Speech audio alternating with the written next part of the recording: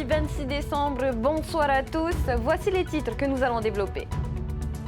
La réforme de la protection sociale généralisée passera notamment par une refonte du régime des non-salariés. Le texte a été défendu ce matin au CESEC par le ministre de la Santé. S'il vise une meilleure égalité entre les cotisants, il suscite déjà des réserves. Après la politique et le sport, on vous propose notre rétrospective santé de l'année 2024.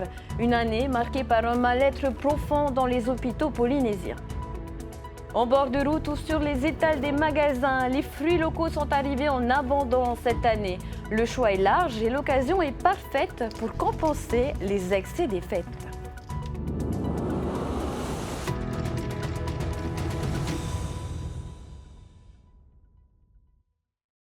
Mettre les bonnes personnes dans les bonnes cases, c'est l'objectif affiché de la réforme de l'affiliation du régime des non-salariés, le RNS. Le ministre de la Santé a défendu son texte ce matin en commission au CESEC, un texte qui prévoit d'inclure au RNS les locations de courte et longue durée qui génèrent des recettes confortables. Les explications de Thomas Chabrol et Esther Cuneo. 2 heures de discussion pour décortiquer les nouvelles règles du jeu. Fini la primauté du régime des salariés.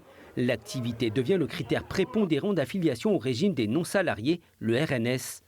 Les salariés devront aussi cotiser sur leur activité patentée dès lors qu'elle génère des revenus supérieurs. Mais le texte prévoit également de soumettre à cotisation une activité professionnelle lucrative, celle de la location de biens immobiliers. Avec un seuil, les propriétaires qui génèrent des recettes de 250 000 francs par mois, soit 3 millions et plus par an, seront affiliés au RNS. On veut une égalité dans le monde économique entre ceux qui font de l'activité économique et ceux qui n'en font pas. Et ceux qui ont plusieurs biens au-delà de 250 000, et on parle bien de ça, plusieurs biens font concurrence à la petite hôtellerie, font concurrence à un certain nombre de gens. Et à ce moment-là, ils deviennent loueurs de biens professionnels. Et c'est de ça qu'on parlait.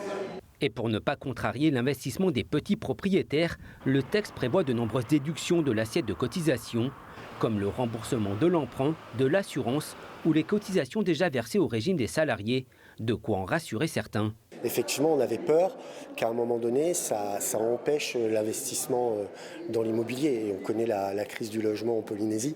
On voulait éviter que ça vienne interférer là-dessus. Mais du côté des administrateurs de la CPS, on se demande si cette réforme pourra compenser le manque à gagner de la suppression de la TVA sociale. Moi, je parle de chiffres. Cette année, l'année dernière, le pays a apporté, c'est pas une aide, il a apporté 42 milliards l'année dernière dans le budget de la PSG. Aujourd'hui, c'est 40 milliards. Déjà 2 milliards qui manquent. Selon le projet de loi, cette réforme devrait conduire à l'affiliation nouvelle d'au moins 25 000 personnes au régime des non-salariés. Les nouvelles dispositions devraient entrer en vigueur au plus tôt le 1er juillet 2025.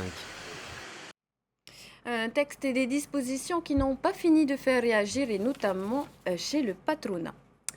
Autre actualité au volet social, la réponse du secrétaire général de la CSTPFO face aux accusations de manipulation et de traîtrise formulées par les responsables de la FRAP, la Fédération des agents de l'administration de Polynésie, qui reproche à la CSTPFO et à Atia et moi d'avoir voté une revalorisation de 5 000 francs pour les agents de catégorie D, bien loin des 21 000 francs négociés de vive voix avec le pays selon la FRAP pour mettre fin à la dernière grève. Patrick Gagnon s'exprime également sur l'augmentation de 40% du point d'indice demandé par la FRAP pour tous les fonctionnaires territoriaux. On l'écoute au micro d'Esther Cuneo et Thomas Chabrol.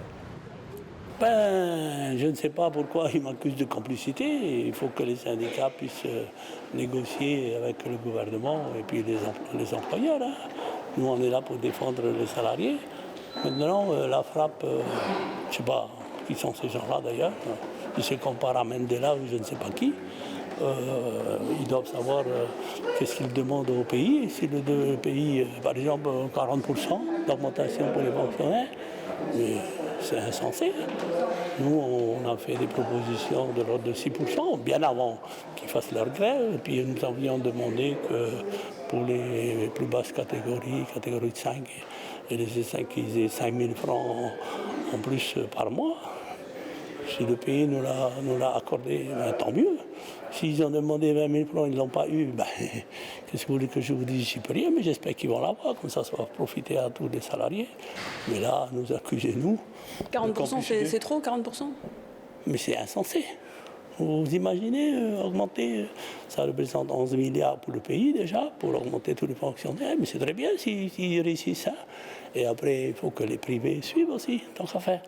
Pourquoi les fonctionnaires auraient 40% d'augmentation et pas les privés? C'est pour ça que je dis que c'est insensé. Il faut faire en sorte que c'est par rapport à l'inflation, par rapport au coût de la vie. Là, oui, je pense que le pays, concernant le coût de la vie, la cherté de la vie, il faut faire un effort. On n'a pas eu 40% d'augmentation d'inflation quand même. Et 20 000 de hausse pour la catégorie D, ça vous paraît insensé aussi? C'est trop aussi? C'est jouable? Mais ça, il faut leur demander. Nous, on était à 5 000 francs lors de la réunion de la commission. Ça a été un vote. Et le vote majoritaire, c'était qu'on puisse demander 5 000 francs pour ces petites catégories-là. Ben, c'est très bien. Maintenant, qu'ils demandent 20 000 francs, mais ça, c'est de la surenchère. 20 000 francs, je vais vous dire, moi, c'est pas assez, il faut 25 000. Après, on va à 30 000. Mais c'est pas comme ça qu'on réfléchit. On réfléchit par rapport à l'inflation, par rapport à la cherté de la vie, c'est tout. On enchaîne avec la suite de notre série de rétrospectives 2024. Ce soir, retour sur les événements qui ont marqué le domaine de la santé en Polynésie, notamment les perturbations au niveau des hôpitaux de Tahiti et des îles, ou encore le mal-être à l'unité psychiatrique Tokani.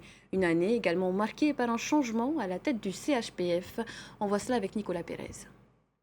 Côté santé, l'année 2024 n'aura pas échappé à l'exaspération des personnels de santé, et plus précisément ceux exerçant dans les centres hospitaliers du Fénois. En milieu d'année, 26 chefs de service menacent de démissionner. Assez de pouvant plus exercer nos fonctions de chef de service, nous avons donné une intention de démission. Et puis 15 jours après, vu que nous n'avons rien vu arriver, nous n'avons pas eu de discussion en direct, ni avec le président, ni avec notre ministre de tutelle, ni avec notre direction générale, ça nous a semblé très très compliqué de continuer à exercer nos fonctions et à faire fonctionner l'hôpital avec le manque de moyens que nous avions. Un manque de personnel ajouté à un manque de moyens. Et même si en juillet, l'arrivée d'un accélérateur de particules de dernière génération permettra un meilleur accompagnement des patients souffrant de cancer, le CHPF est en manque de lits et ne sait où mettre ses malades. On est arrivé à 2h du matin et on m'a pris à 4h. Et à 6h du matin, on m'a fait ma prise de sang. Et là, je viens de passer au scanner. Il faut que j'attende 2 heures encore pour les résultats. Décidément. Ça fait long. Ah oui, c'est long et long. Un problème chronique encore plus criant dans nos îles. Au bout du rouleau, les personnels soignants de l'hôpital de Uturoa demandent des moyens humains et matériels urgemment. Il y a urgence, en particulier aux urgences, avec un manque de personnel médical, paramédical, ainsi que dans d'autres services de l'hôpital, la radiologie, la pédiatrie, bien sûr la maternité de facto, et aussi la chirurgie et la radiologie, ainsi que le service de rééducation où il n'y a plus de kinésithérapeute. Quelques mois plus tard, c'est la centrale de refroidissement qui lâche.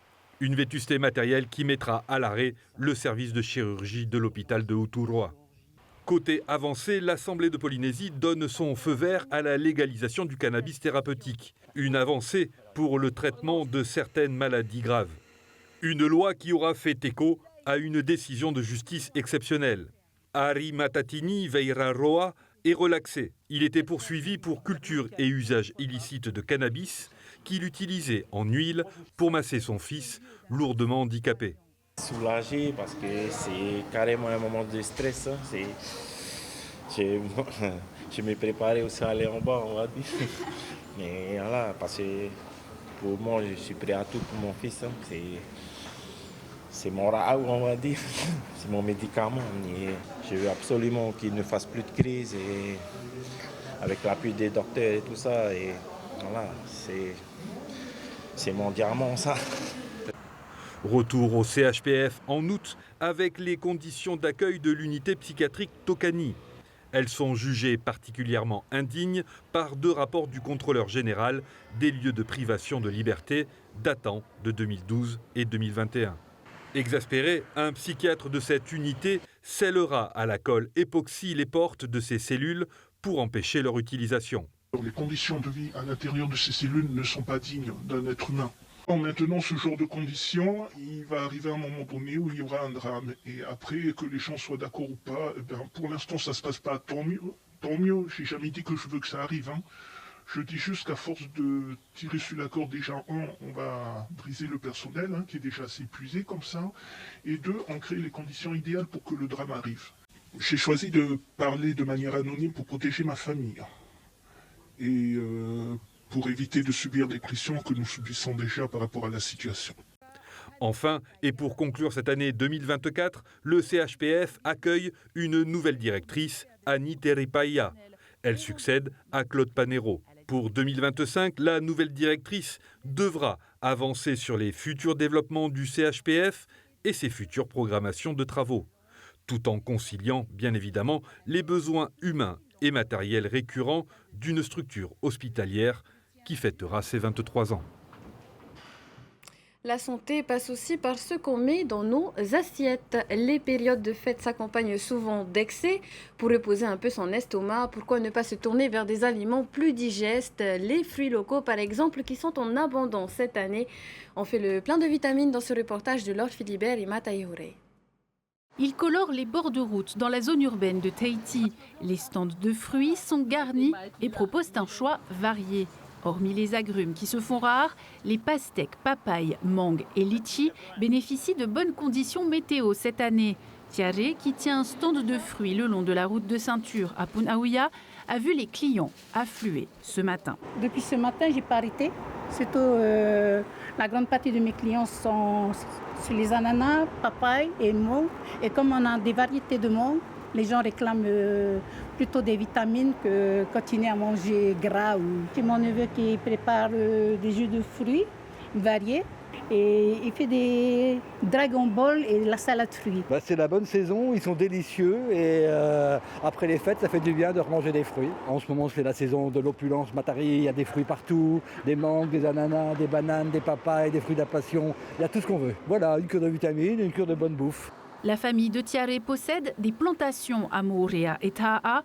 Elle a dû faire face à des vols de citrons ces dernières semaines. En revanche, les ananas font recette. Elle en vend une centaine de paquets chaque jour. On fait des fruits bio et j'ai ma clientèle personnelle ici sur Punavia. Ce sont des mangeurs de fruits. Ils viennent chercher des ananas pour faire du rhum, du punch. Ça fait partie de la fête et que la fête continue avec les ananas.